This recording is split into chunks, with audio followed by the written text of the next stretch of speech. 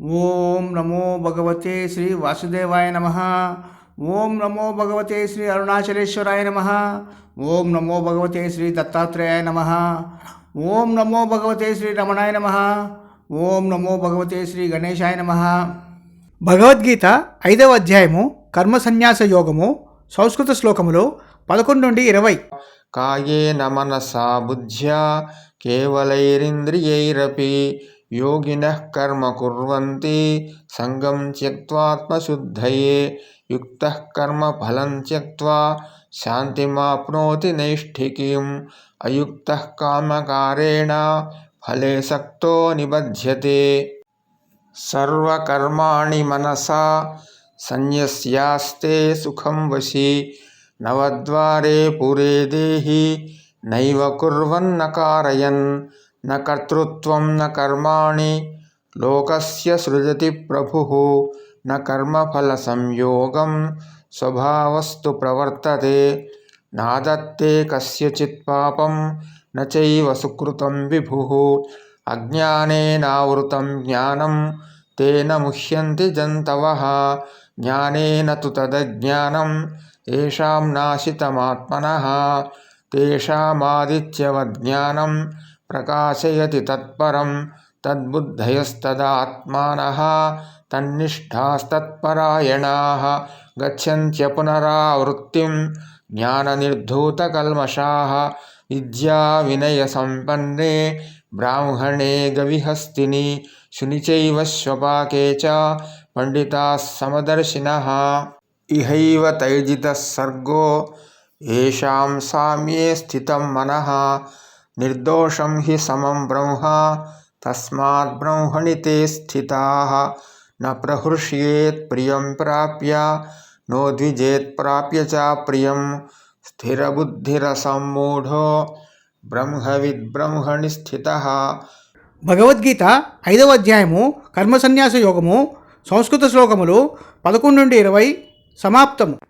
భగవద్గీత 5వ అధ్యాయము కర్మ సన్యాస యోగము సంస్కృత శ్లోకములు 11 నుండి 20 తెలుగు అర్థములు.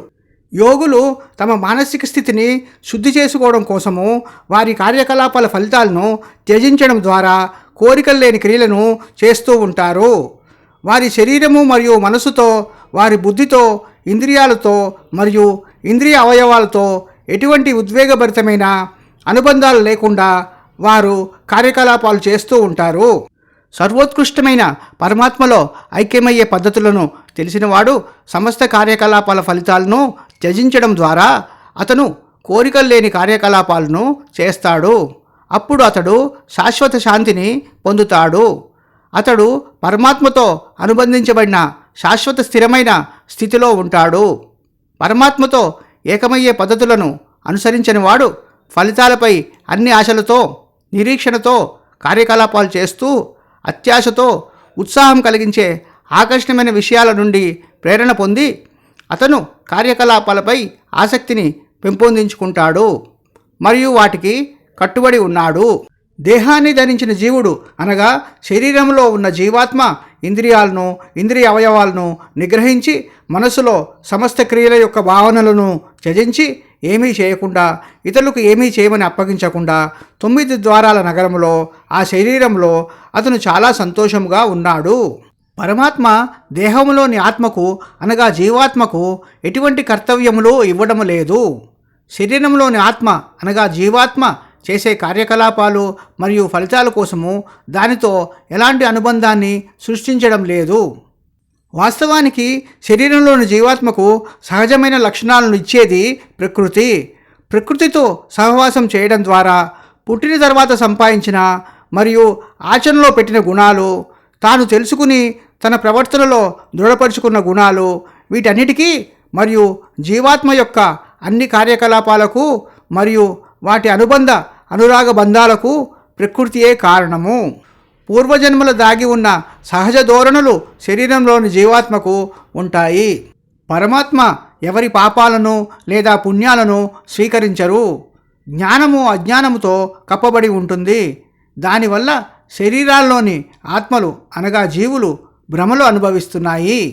ఎవరి అజ్ఞానము పరమాత్మ జ్ఞానముచే నశింపబడుతుందో ఆ ప్రజల జ్ఞానము సూర్యుని తేజస్సుతో ఆ పరమాత్మ స్వరూపాన్ని ప్రకాశిస్తుంది. ఎవరి బుద్ధి ఆ పరమాత్మతో నిలుస్తుందో, ఎవరి మనస్సు ఒకే ఒక ఏకాగ్రతతో ఆ పరమాత్మయందు నిలిచి ఉంటుందో, ఆ పరమాత్మనే శాశ్వతమైన పొందవలసిన దానిగా భావించేవాడు, జ్ఞానము ద్వారా పాపాలు పోగొట్టుకున్నవాడు, వీరందరూ పునరావృత జన్మలకు ఎటువంటి అవకాశం లేకుండా శాశ్వతమైన ముక్తి స్థానాన్ని పొందుతారు. విద్యా వినయము కలిగిన బ్రాహ్మణులపై, ఆవులపై, ఏనుగులపై, కుక్కలపై, చండాలులపై, కుక్క మాంసం వండుకుని తినే వారిపై ఎవరైతే సంపూర్ణ సమానత్వము కలిగి ఉంటారో వారితో ఎలాంటి భేదభావములు లేకుండా వ్యవహరిస్తారు. వారు జ్ఞానవంతులుగా పిలువబడతారు.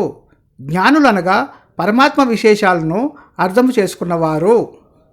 ఎవరి మనస్సు సంపూర్ణ సమానత్వ భావనలో స్థిరముగా ఉంటుందో వారు ఈ జన్మలోనే బాహ్య ప్రపంచములోన శరీరంతో జరిగే జనన మరణాల చక్రాన్ని జయించారు.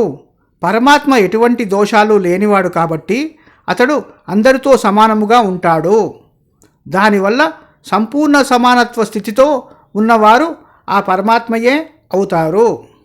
స్థిరమైన బుద్ధి కలవాడు, మనుషుల పట్ల, వస్తువుల పట్ల అనురాగంతో కూడిన అనుబంధములు లేనివాడు, ఆ పరమాత్మలో స్థిరముగా ఉండే జ్ఞానవంతుడు తనకిష్టమైన వాటిని పొందినప్పుడు ఎన్నడూ సంతోషించడు.